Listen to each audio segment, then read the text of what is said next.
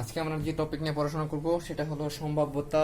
সম্ভবত কিছু সূত্র আমি কালকে প্রমাণ করে দেখিয়েছিলাম। সো এর মধ্যে ধরো একটা আছে, যদি দুটো ঘটনা এ এবং বি হয় এবং এরা পরস্পর স্বাধীন হয়, স্বাধীনের ক্ষেত্রে আমরা কি বলেছিলাম যে এরকম দুটো ভেনচিত্র থাকবে যেখানে তোমার কোনো রকম কোনো এদের মধ্যে কোনো ওভারল্যাপ করবে না বা একটার সাথে একটা কোনো কানেকশন থাকবে না, ঠিক আছে?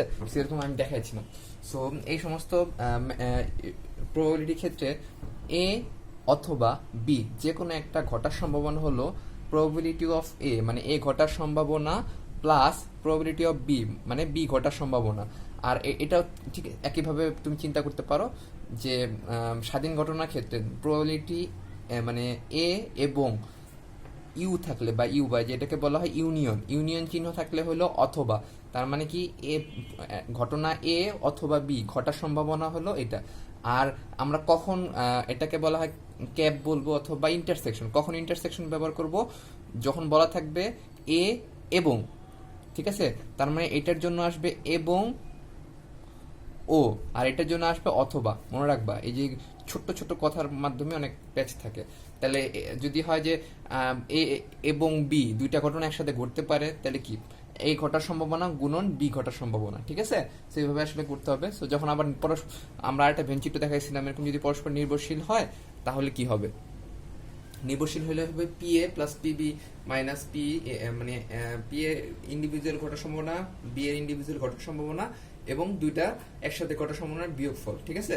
আর এটা কি বুঝায়? এটা বুঝায় যদি এ ঘটনা ঘটে তাহলে বি ঘটনা ঘটার সম্ভাবনা কত। তার মানে এ ঘটনার সাপেক্ষে বি ঘটনার সম্ভাব্যতা, মানে যেটার ঘটনার সাপেক্ষে বা মানে যেটার উপর বেস করে আমরা একটা ঘটনা আর একটা ঘটনা বের করব, সেই বেসটা হলো নিচে থাকবে অলওয়েজ, আর উপরে সবসময় এ ইউ বি মানে এ কাপ বি অথবা বলে এ ইন্টারসেকশন বি হয়, ঠিক আছে?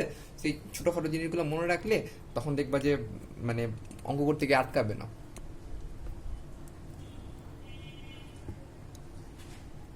সো আমরা বইয়ের ডিরেক্ট ম্যাথে চলে যাই। সো আমরা বইয়ের যে ম্যাথটা দেখবো আজকে, দেখো এখানে বলা আছে যদি আমরা যে যে টাইপ করাইছি সেই টাইপের উপর ম্যাথ দেখবো, ঠিক আছে? এটা এইভাবে দিলে আরো বেটার হয়। হ্যাঁ, আচ্ছা, দেওয়া আছে হলো পি এ ইন্টারসেকশন বি 1/3 যদি হয় এ ইউনিয়ন বি অথবা এ ইউ বি, যদি তোমার এটা দেওয়া থেকে পি এ দেওয়া আছে তাহলে বলছে পিবি বের করতে বলছে আর পিবি নট, তার মানে বি ঘটার সম্ভাবনা কত এবং বি ঘটা না সম্ভব মানে বি না ঘটার সম্ভাবনা কত, ঠিক আছে? এটা হলো ঘটার সম্ভাবনা, একটা না ঘটার সম্ভাবনা। একটা থিওরি আমরা পড়েছিলাম, মনে আছে? যদি একটা ঘটনা পিবি হয় প্লাস না ঘটনার সম্ভাবনা হলো পি, এটা হলো কি বি ঘটনা না ঘটার সম্ভাবনা মানে ঘটবে না, এই দুইটার যোগফল হলো অলওয়েজ 1 থাকে, ঠিক আছে? সেই সূত্রটা আমরা ইউজ করবো একটু পরে। সো আমরা ম্যাথে চলে যাই।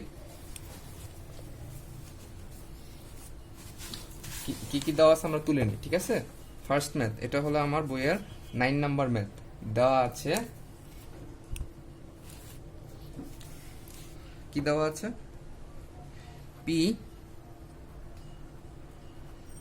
ইন্টারসেকশন বি 1/3 আর এটা আছে P A U B equal to হলো 5/6। আমি বইয়ের ছবিটা দিয়ে দিব, সমস্যা নাই। আর যেটা দেওয়া আছে তোমার পি এ দেওয়া আছে ইকুয়াল টু হাফ।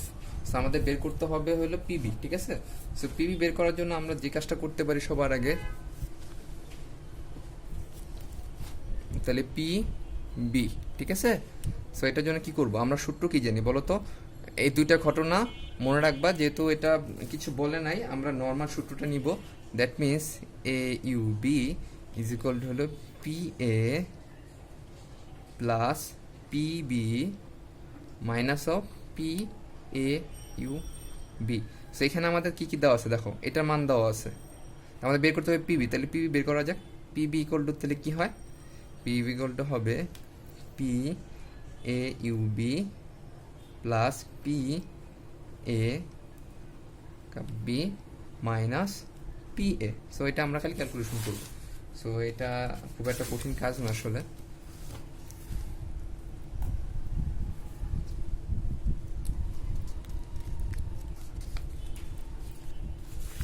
এটা সবই সিম্পল ম্যাথ ছিল আসলে, পরের ম্যাথগুলো একটু কঠিন হবে।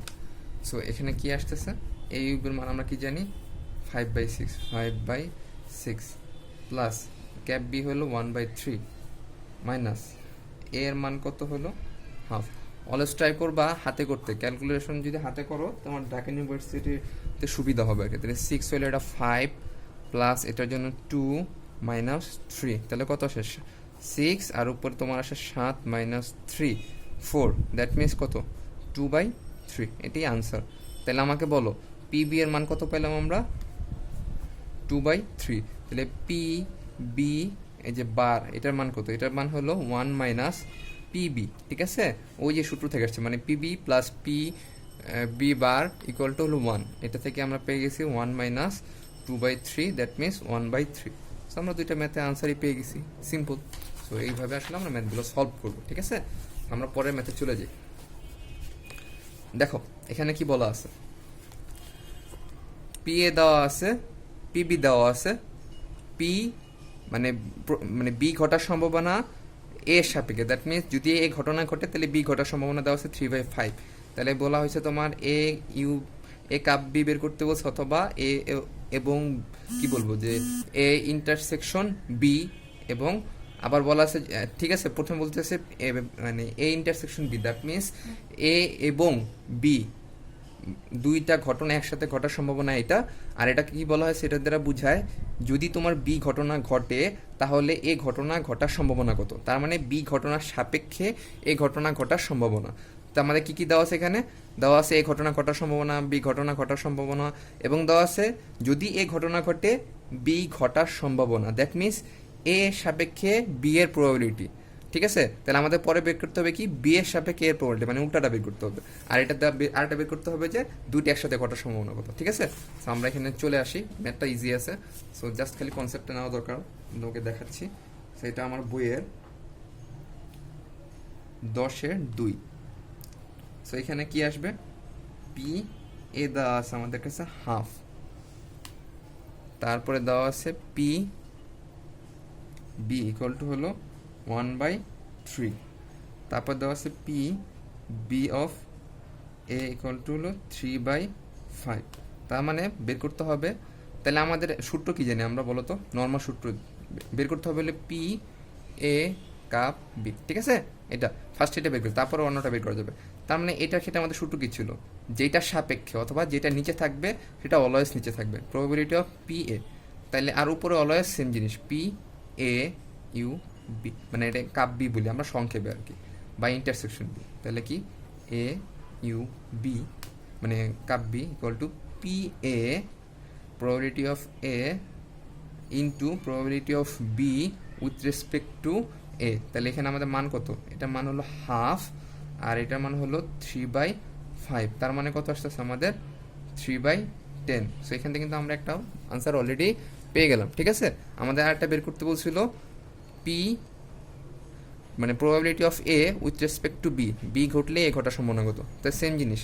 তা আমরা কি জানি P A with respect to B equal to কি, উপরে কিন্তু অলওয়েজ সেম জিনিসটাই থাকে এ ইউ বি, আর নিচে থাকে যেহেতু এটার নিচে বি আছে মানে যেটা রেসপেক্টে করবো সেটা নিচে চলে আসবে, তাহলে এটা। সো এটা কি আসে, এটার মানে হলো 3/10, আর নিচে তোমার আসছে হলো পিবি, পিবির মান কত 1/3।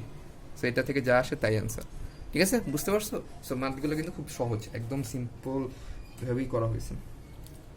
এখন আমরা একটু কথার ম্যাথে যাবো, ঠিক আছে, যেটা মোস্ট ইম্পর্টেন্ট। একটা পেজ শেষ। দেখো প্রশ্নটা আগে দেখি আমরা, এটা হলো 11-1। সো কি বলা আছে, 200 জন পরীক্ষার্থীর 40 জন গণিতে, 20 জন পরিসংখ্যানে ফেল করে, উভয় বিষয়ে ফেল করছে 10 জন। তাহলে একজন শিক্ষার্থী নেওয়া হলো গণিতে ফেল কিন্তু পরিসংখ্যানে পাশের সম্ভাবনা নির্ণয় করো, ঠিক আছে। সো এই অঙ্কটা ইম্পর্টেন্ট আছে, ঠিক আছে। তাহলে আমাদের তথ্যগুলো নেই। সো কি কি বলা আছে, বলা আছে 200 জন টোটাল আছে আমাদের, এবং আরেকটা মজার তথ্য দেওয়া আছে সেখানে হলো যে তোমার 40 জন গণিতে ফেল করছে, 20 জন পরিসংখ্যানে ফেল করছে। এবং উভয় বিষয়ই 10 জন করে ফেল করছে। এখন এমন একটা ছাত্র চুজ করতে হবে যেখানে হলো গণিতে ফেল করছে কিন্তু পরিসংখ্যানে পাশ করে গেছে, ঠিক আছে? এটা আমাদের বের করতে হবে। সো জিনিসটা ইজি আছে, দেখো আমি তোমাকে বলি। সো এখানে কি হবে, প্রশ্নটা তুলে নিই আমরা। 11 কি কি দেওয়া আছে, আমরা টোটাল 200 শিক্ষার্থী না, তাহলে টোটাল এস ইকুয়াল টু কত 200 ধরলাম, ঠিক আছে? তাহলে দেখো এটা টোটাল 200 জন আছে আমাদের, তাই না? বলা আছে যে 40 জন ম্যাথে ফেল করছে। সো ম্যাথে ফেল করছে হলো এম ধরলাম ম্যাথে, সো এটা হলো 40 জন। আর স্ট্যাটিক্সে হলো 20 জন ফেল করছে। এর মধ্যে ঠিক আছে অনলি ম্যাথে কয়জন ফেল করছে দেখো, বলা আছে 10 জন উভয় বিষয়ে ফেল করছে। তাহলে ম্যাথে, শুধুমাত্র ম্যাথে, তাহলে শুধু ম্যাথে কতটুকু, শুধু ম্যাথে ফেল কতজন, 40 - 10, মানে 10 জন তো দুইটাতেই ফেল করছে। আর শুধু ম্যাথে করছে কত, 30 জন। আবার তাহলে শুধু স্ট্যাটিক্সে করছে কতজন, 20 - 10, ঠিক আছে? 10 জন। তাহলে স্ট্যাটিক্সে ফেল করছে টোটাল 10 জন, মানে শুধু শুধু মানে এই যে ম্যাথে যে 30, এখন আমাকে বলে শুধু স্ট্যাটিক্সে ফেল করছে, দ্যাট মিনস 20 জনের মধ্যে 10 জন ছিল যে দুইটাতেই ফেল করছে, আর 10 জন শুধুমাত্র স্ট্যাটিক্সে ফেল করছে কিন্তু ম্যাথে পাস করে গেছে। ঠিক এইখানেই মানে ম্যাথ এবং স্ট্যাটিক্স দুইটা মিলেই হলো 40 জন তোমার ফেল করছিল, ঠিক আছে? এর মধ্যে হলো 30 জন হলো শুধু ম্যাথে ফেল করছে, আর বাকি 10 জন দুইটাতেই ফেল করছে। তাহলে শুধু ম্যাথে ফেল করছে কজন, 30 জন। তাহলে আমাকে বলো 30 জন যদি শুধু ম্যাথে ফেল করে, তাইলে ওই 30 জন কি তোমার স্ট্যাটিক্সে ফেল করছে? না, ওই 30 জন কিন্তু কখনোই সেই স্ট্যাটিক্সে ফেল করেনি। ওই 30 জন কিন্তু স্ট্যাটিক্সে পাশ করে গেছে। তার মানে শুধু ম্যাথতে ফেল, কিন্তু পরিসংখ্যানে পাস, এর টোটাল নাম্বারটা, তার সম্ভাবনা কত? শুধু গণিতে ফেল কিন্তু স্ট্যাটিক্সে পাস, সম্ভাবনা কত? এরকম নাম্বার কত? 30 জন। কিন্তু টোটাল ছাত্র আছে কত? আমি বলছি ঘটনা যেটা ঘটবে ডিভাইডেড বাই যতগুলো ঘটনা ঘটা সম্ভব সেটাতে ভাগ করতে হবে। তাহলে কত আসতেছে, কাটা দাও।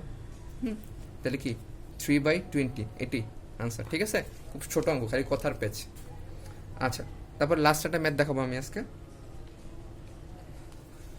এখন বলা আছে একটি কলেজের একাদশ শ্রেণীর 40 জন ছাত্রের মধ্যে 20 জন ফুটবল খেলে।